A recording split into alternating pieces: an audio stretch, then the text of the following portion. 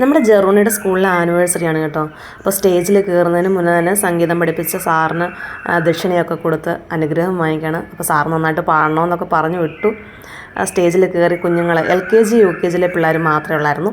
അപ്പോൾ അവരെ പഠിപ്പിച്ച പാട്ട് നല്ല ഭംഗിയായിട്ട് തന്നെ കുഞ്ഞുങ്ങളെല്ലാവരും സ്റ്റേജിൽ കയറി പാടി.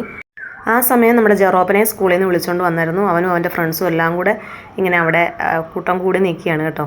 ഇനിയിപ്പോൾ അടുത്തത് നമ്മുടെ ജെറോണിക്ക് ഡാൻസ് ഉണ്ട്.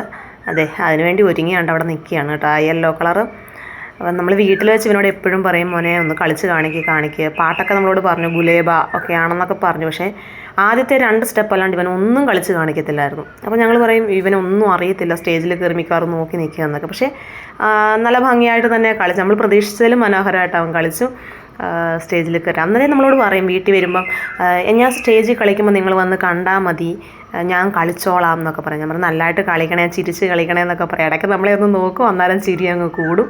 എന്തായാലും നല്ല ഭംഗിയായിട്ട് തന്നെ കളിച്ച് ഭയങ്കര സന്തോഷമായിരുന്നു.